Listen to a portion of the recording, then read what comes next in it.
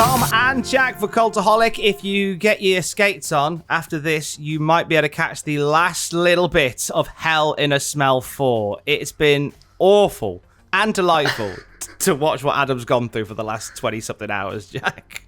I've only seen a little bit. I commend him and fear him in a way.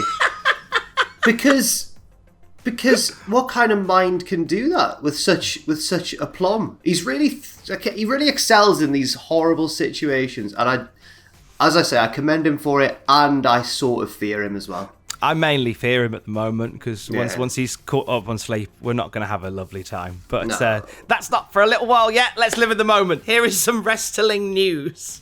We have details on scrapped plans for released WWE Stars coming up in a moment. Plus, a huge gimmick match has been added to AEW Road Rager next month. And what is the fate, the very fate, of 205 Live? Let's find out in a bit. So Friday, just as we were getting settled in for a lovely weekend, WWE decides to start sacking people again. This came pretty much out of the blue. We had heard some rumblings, there was some more releases to come. Certainly weren't expecting them on Friday, were we, Jack? No, not at all. And the identity of some of them was a bit of a surprise. This was certainly more NXT centric, with quite a few kind of cruiserweight names as well released. Not all of them, but it did sort of throw into doubt the future of 205 Live, which we'll get to in a second. But yeah, there were also some quite relevant names in terms of future plans for NXT, Tom. Yeah, so two names who were let go on Friday were set to be part of a big faction on NXT. So we saw the Diamond Mine make their debut on Wednesday, led by Roderick Strong. And according to Fightful, Arturo Ruas and Marina Shafir were set to be part of this faction as well. Those plans were penciled in up until a few days before. And I'm devastated by this because Ruas would be such a great fit for this kind of faction if it's kind of giving us the vibes that we think it's giving. And then for Marina Shafir, the real life wife of Roderick Strong, you know, they must have been buzzing for the opportunity to work together on something like this. And just literally say a few days before, they were told their plans were changing, and these were their plans. No plans. Yeah, it's a very strange one, and I think the story it tells here, and this is speculation, but this is what I'm kind of getting from it, is the story of the disconnect between NXT and the overall direction of the company, the disconnect between NXT and essentially Vince McMahon, which, you know, it doesn't sound great, does it really? Well, this is something we talked about last week, isn't it? How there does seem to feel like there is this disconnect between the main roster, quote unquote, and NXT, the developmental roster, quote unquote.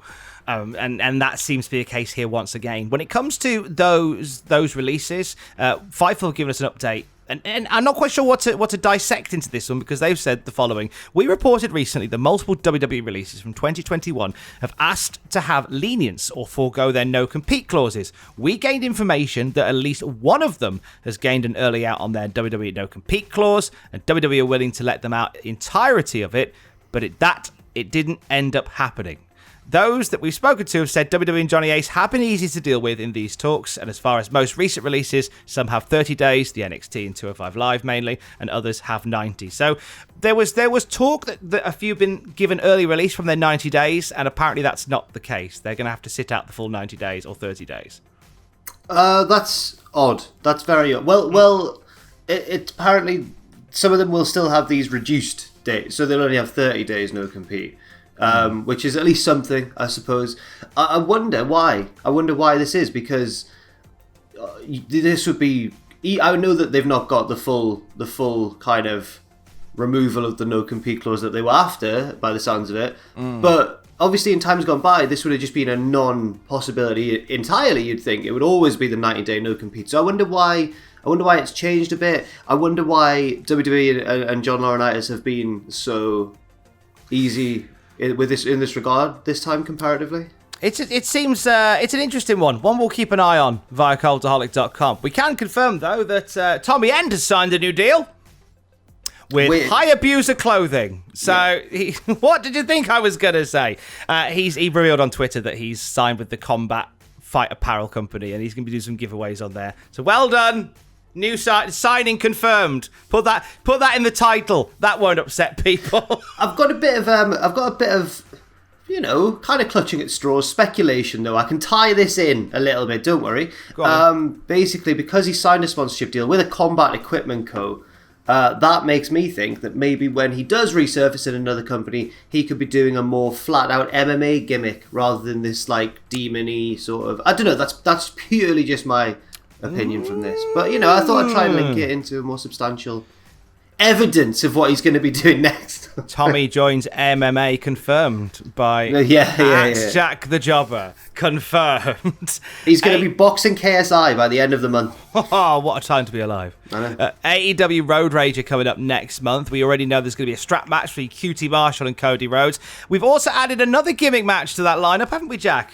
Yes, and it's going to be I'm assuming it's the same as a casket match, but a coffin match. And the competitors, are going to be Darby Allin and his longtime rival and mortal enemy, Ethan Page. Ethan Page made the challenge on this past weekend's Saturday Night Dynamite, repeatedly saying that he wants to be the nail in Darby Allin's coffin, because, And for those who don't know, it does kind of make sense. Not only have they been feuding in AEW for a little while, but they had, a really intense, really hard-hitting feud in Evolve. So they've been at each other's throats for a while. It makes sense.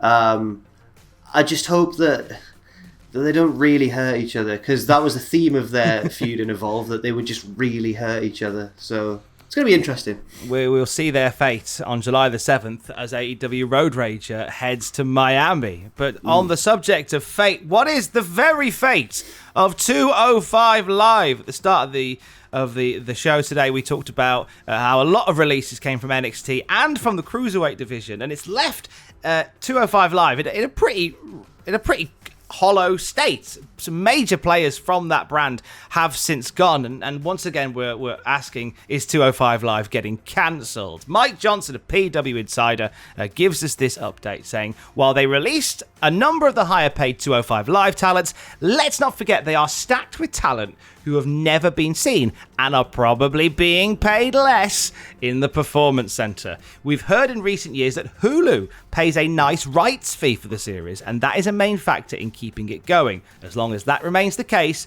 205 Live will continue to exist. So money keeps it alive. I was wondering this. I was wondering why have they kept 205 Live going when interest's been really low? Not just interest from the fans, but internal interest as well. It doesn't seem like WWE promote it too heavily these days, really, does it? But now that's kind of answered the question. It's money. Tom, just in general, right, in this news video, the theme here seems to be upheaval. Like, what's going on in WWE? What's going to happen? Because this year has been quite the roller coaster when it comes to releases and things shifting around as they prepare to go back on the road. Are they going to sell the company? I just feel like things are just continuing to change. There's a lot going on. Even though things are going back to normal in the world slowly, things are just getting more and more weird in WWE, and I don't know what to think of it. I really don't. We need to just stop and just sort of take a breather from it all. Maybe have a nice relaxing bath in baked beans and curry and pickled onions. That's just a thought. Like Adam Pachiti's doing for a little bit longer. Quick, click off on this video and then go and check that out. He's still in the bath. Before you do, I've got one thing to say. And no, we haven't got time. Tom, I'd be really interested. We haven't got time. He might be doing something silly. No, I want to hear what. Oh, doubtless he will. Doubtless. But I've got to hear what people think, because Owen is away this week, right? Which means that we will not be doing the Fabes this week on Twitch. No, don't worry. No, it's fine. I just felt like it was wrong to perhaps continue on our journey without Owen there by my side.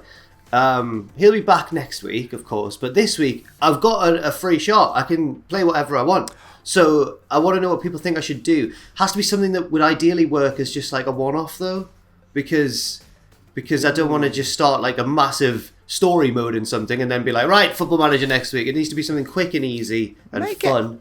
So, I mean, does it have to be football-based? No, not at all. Not at all. I did Fall Guys last time this happened. I mean, Fall Guys is still great fun. Fall Guys is a lot of fun. Okay. I mean, I play it fairly consistently, and I'm crap at it. Have you ever won? You got any crowns? I've won once. Nice. Once. Was it a big? It must have been a big moment. It must Big have moment. felt good. I let out a cheer so loud that it scared the cat into the other room. So, Oh, poor Pablo. I know, he was livid about Pablo. it. Anyway, okay, comments there what Jack should play. Once Yes. you've done that, go see what Adam's doing. He might be doing something silly. Go now, quickly.